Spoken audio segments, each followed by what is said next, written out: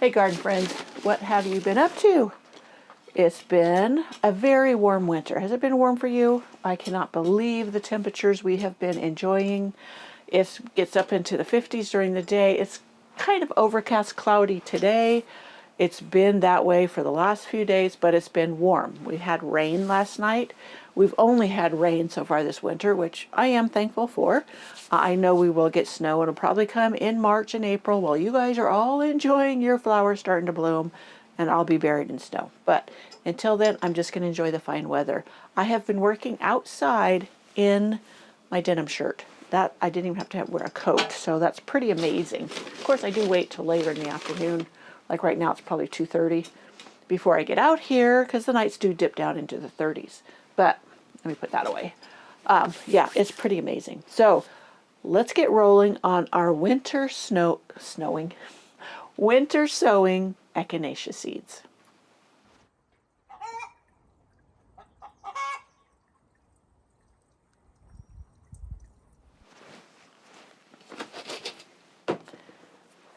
If you enjoy this video, please give it a thumbs up, share with your friends, all of that good stuff. It really helps my channel and lets me do a lot more of this, which I love. So, okay, winter sowing. I have a couple of videos where I show you how I prepare my tubs, my jugs.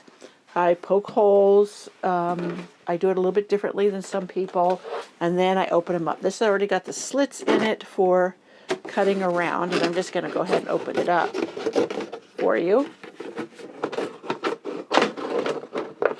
Now, I use the scissors instead of a utility knife. I'm not always straight. I don't draw a line around to follow. Just one extra step I don't need because it's all good. I can get it close enough. I leave the hinge, and then I will fill it with soil. Now I also use these water jugs. The only thing is when they're being clear, they do you do have to maybe provide some afternoon shade when things start heating up. The translucent, not transparent, will diffuse some of the hot rays, but even then you will need to, if it's getting above 65 degrees as a daytime high, you will want to move them into a spot that will get afternoon shade.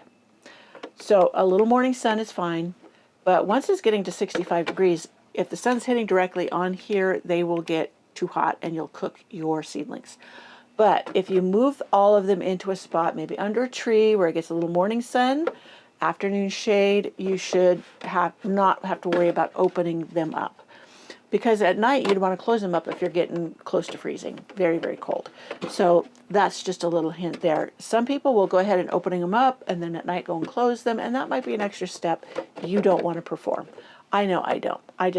I'm lazy. So I'll just move the whole bunch into an area that gets a little shade. Or you can use even like a cover over it during the hottest part of the day if you needed to. But then that's work of having to go put the cover on and monitoring the temperatures, which gardeners, we monitor the temperatures all the time. Okay, so I have one filled up. Now this potting soil is a little drier than this.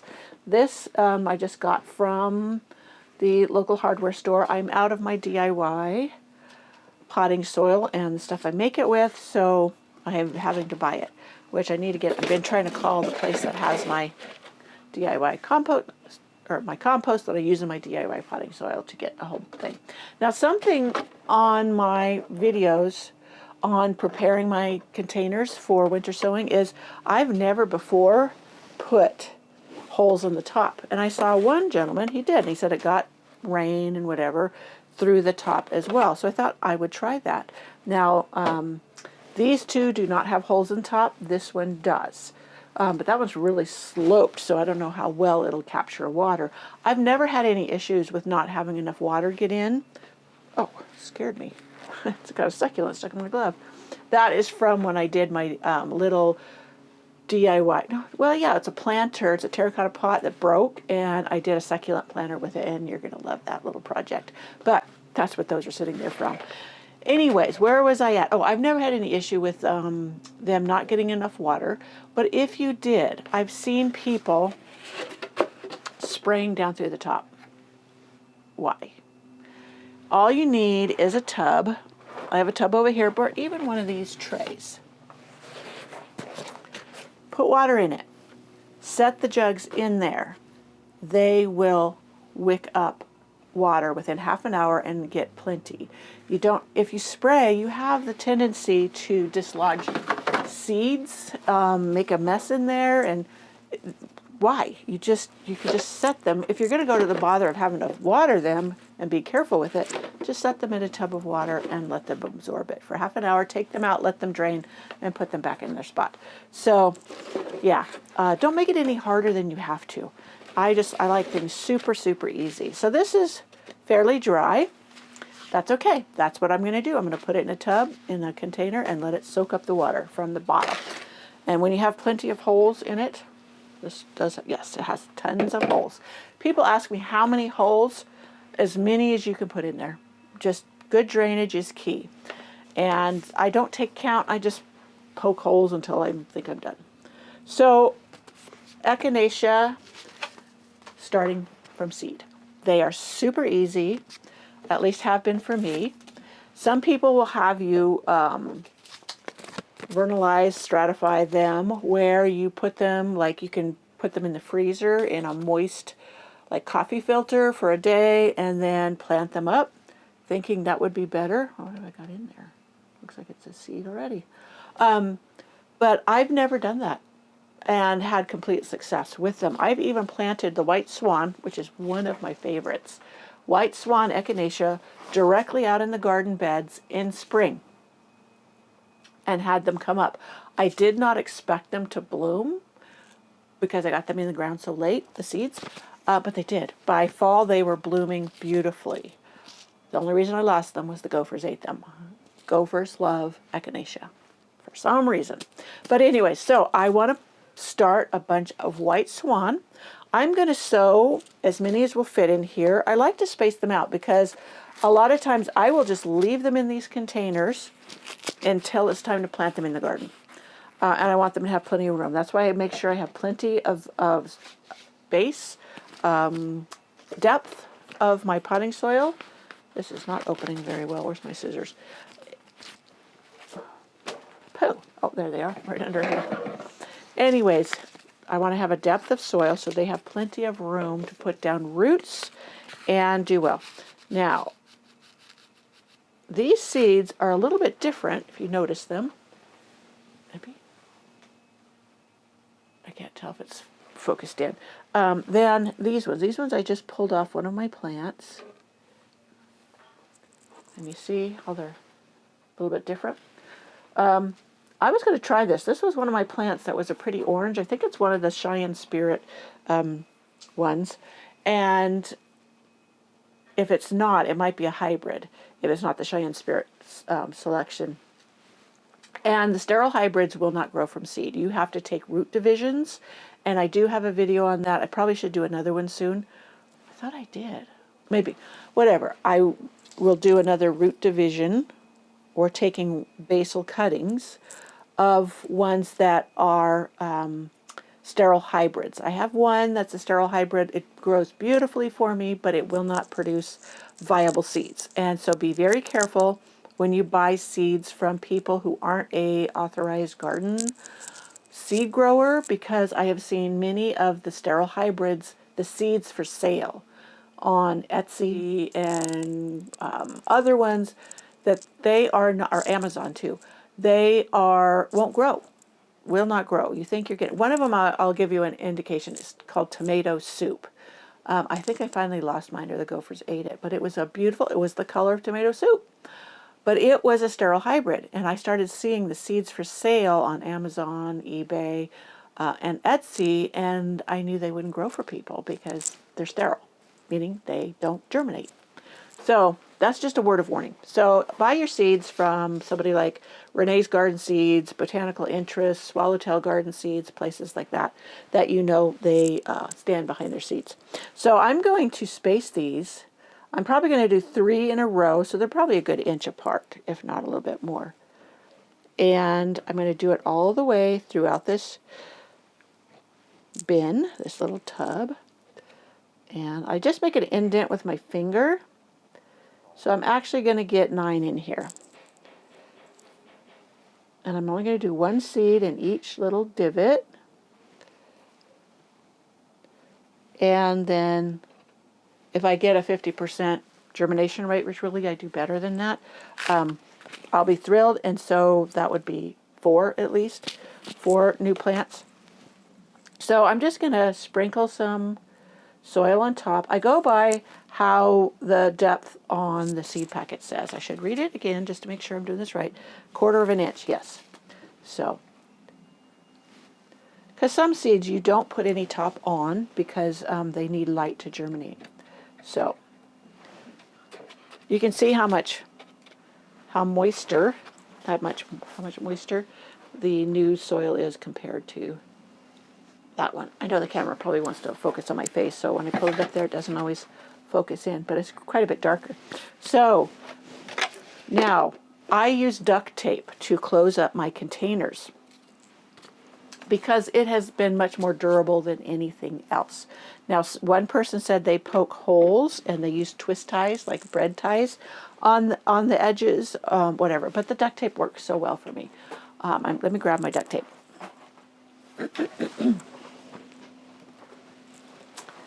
I've had no problems with the duct tape. Now for writing on it, I've used Sharpie before, and it's held up long enough for me to read it come spring. Also, another trick is to write it on the inside. So this is White Swan.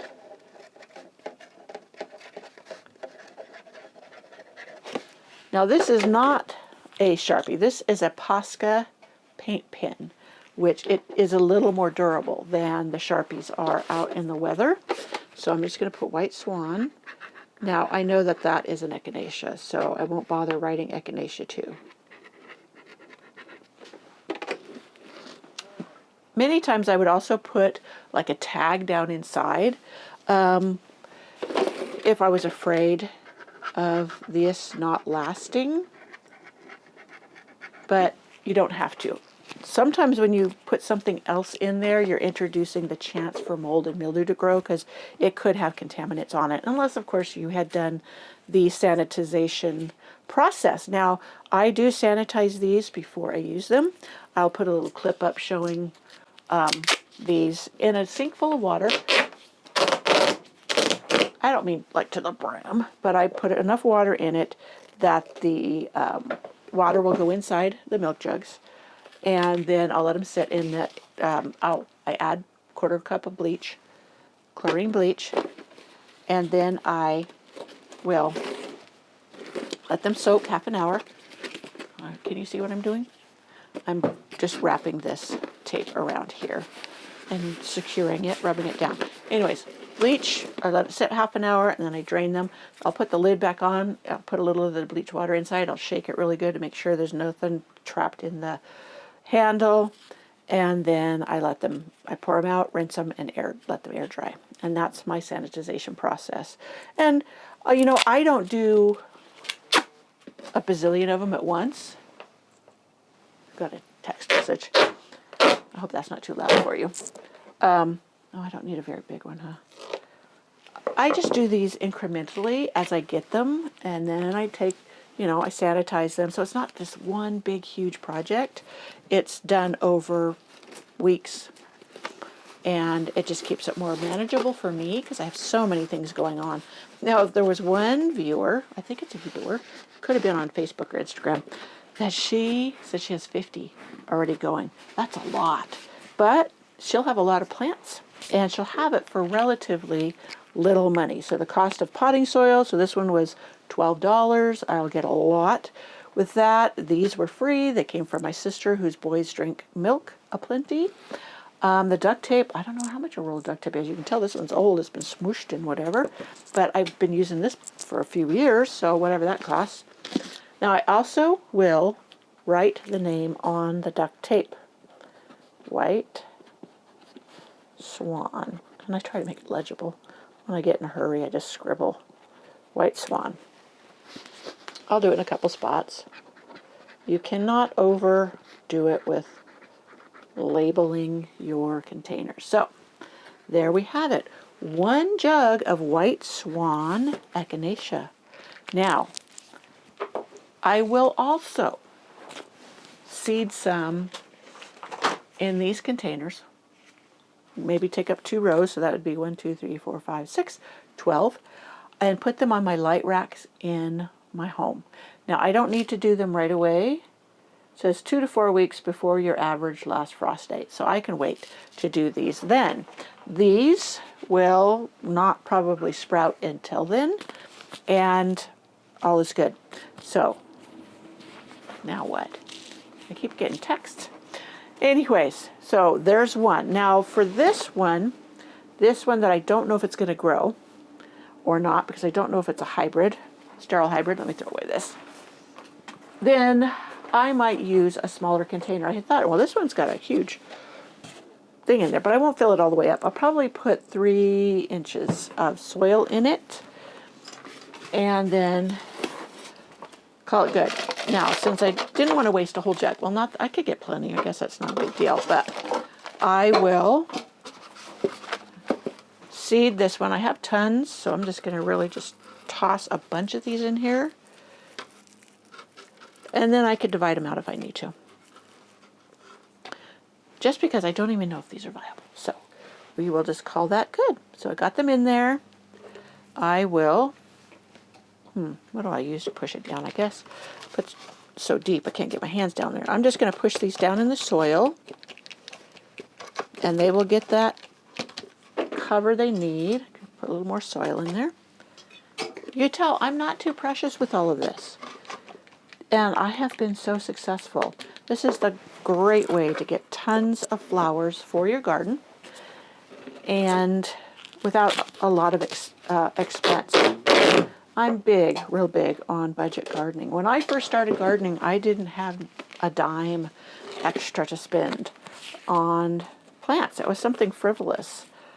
And so I learned from my grandmothers how they did it before there was big garden centers, before they got cuttings, they swapped seeds. They did so much for nothing. That, let me see, this was an orange echinacea. Orange. One thing nice about also filming, I can go back and look at the film and say, oh yeah, that one was the orange echinacea. Orange echinacea. You know what, I'll take you outside to show you where I put these too. So one more to go. I wanted to do, here's Happy Star. This is another white one. This one's supposed to stay, cone flowers, the petals will start to droop down. That's just the nature of the flower. This one, the Happy Star, is supposed to keep them out, straight out. Now, why am I going with the white? I love white in the garden. These will bloom when usually Shasta daisies are done and will not rebloom prolifically. So you have that daisy look in the garden. So here is another one I wanted to do. This is Crazy Daisy. These are Shasta daisies. This is an old seed packet. This is from 2022, last year, and I got quite a few in here. So I'm going to do those in this one and get them started, because I love my Crazy Daisies. I do have some already out in the garden, but and they will reseed themselves, but what comes up is not always the same as the parent. And you can really get some interesting petal shapes with the Crazy Daisies. You can get some that are short and fuzzy. You can get ones that are long and drapey. You can get them that are medium and frilly and curly. They're amazing. So I love growing them, and they grow like weeds. So anything that grows super easy for you will make your gardening life that much easier. And if I have extras I can share, I'm not getting the seed open. There it is. Now these ones were from Swallowtail Garden Seeds, but I've seen other seed carriers have them. So, yeah, let's see, get this flatter, and then I am going to throw these in. This one's a little bit harder. I'm going to do it with my fingernail to grab with my fingertips. Fingers are feeling really dry right now, and nothing wants to grab onto them. Now, with winter sowing, you do not have to wait till after the solstice, meaning you don't have to wait till the end of December. A lot of places will say that's why it's called winter sowing, is you have to wait till winter, and that's just not correct. I have done this earlier in the season because we got cold weather earlier in the season. And these things will not sprout until it's warm enough for them. So you don't have to worry about, you know, them sitting in here going to waste when you've sown them earlier. Now, why can I say that? Well, my crazy daisies that grow in my garden of their own volition, they reseed themselves, they come up in fall. They start sprouting in fall many times when they have fallen from the plant, and then they come up just fine. Does this one have instructions for how deep? Okay, do not cover. Good thing I checked. Press into soil. They germinate with light. So, all good there. All right. As I said, this soil's pretty moist, so we are supposed to get more rain this weekend. The rain will go in. I did not put holes in the top. I may go ahead and put holes in the top just to make sure it gets enough, because that is kind of a small opening for rain to get into if you're not getting a lot. If you are getting a lot, it might be plenty. So I'm cutting me a piece of duct tape and going around. And kind of a pain, those little divots there that they have in the, I can't remember why they said they have those in the egg cartons. Not egg cartons, what am I saying? Milk jugs.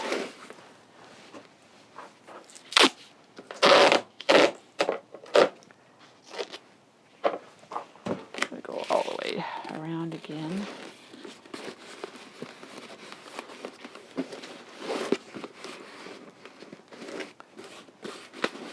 I firm down, seal the edges as best I can. So I will put crazy daisy, crazy daisy, crazy daisy. Alrighty. So let me go ahead and put the holes in the top. It's not difficult. I do it with this because I don't want to. I can't push hard on that. So with even a box knife, box cutter. I wonder if this will go in. Let me see. Oh yeah, that went in. That was good. I don't have to whip out the alcohol burner. This is probably not a good use. Probably will dull them, but they are sharp enough. They went right in, and I twist to make a hole. So we're all good. Okay, so you can see I put holes all in the top of it, so that'll catch even more rain, which is good, all good.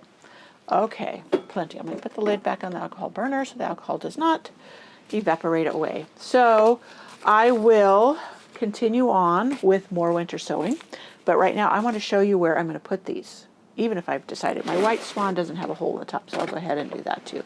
Won't take me but a minute.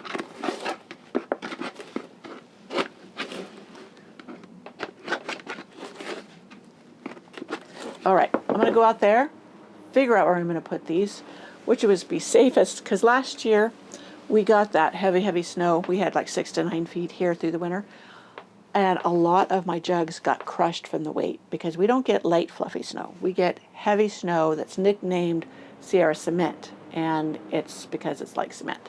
So we're not expecting that in the near future. Looks like somebody's getting a delivery out there. So I'm going to put them out in the garden in an area where they will not get blown over by strong wind, but they can capture the rain. So let me go pick that spot, and then I will show you once I've placed them out there. If you'll notice over there in front of my Vigo garden bed, I have a container there, and it has holes in the bottom. And I think that would be a perfect place that I could put my containers. And they would, for one thing, they wouldn't be visible, so they're not as homely as they can be. And they will be protected from being blown over in the wind. So ignore, I'll show you, let me swing you over here. Pumpkin got out, one of my roosters, you see him over there? So he's having a good old time. I will put him in. He'll go to the door once evening falls. So you can see they fit down in here perfectly. And they're out of sight. And I could fit another one or two. So that works. Perfect. And that, my friends, is how I winter sow echinacea and some crazy daisies. And that's basically how I winter sow most of my seeds. I prefer the milk jugs rather than the shallower containers, recycled containers, but the shallow ones will work as well for you, depending on the plant and how long you want to leave them in it. It's usually shallower soil, so you do need to pot them up, or may need to. But if you want to wait until you can put them out in the garden without having to pot them up, then go with the larger containers, the deeper containers. That's my brother-in-law finishing our garage. Anyways, yeah, that's all good. I also reserve the shallower containers for starting seeds indoors on my light racks. I like to plant them in planting trays rather than individual pots, or, you know, you saw my burpee containers, not containers, what do you call them? Planting trays that are individual cubes or cubicles, whatever you want to call them. Pumpkin is distracting me. I'm sorry, he's chewing on a rose bush over there. Anyways, yes, those I do use, but I prefer a tray because you could just get more in there, and I don't mind the potting up process, but I use those as well. And I do like the burpee because I showed you before that there's silicone in the bottom and they just push up when you want to transplant, and they wash up so well. So, and I had that one in my rose cutting starting video. Which one will come before the other, I don't know, but watch for that. And there's Pumpkin saying goodbye. So I'll see you in the next video. If you enjoyed this video, again, please give it a thumbs up and or share with your friends. I'll give you a peek at Pumpkin having a ball. Say goodbye, Pumpkin. Yeah.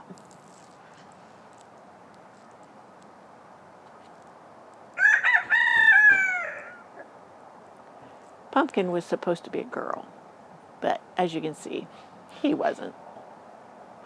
All right, I'll see you next time. Bye.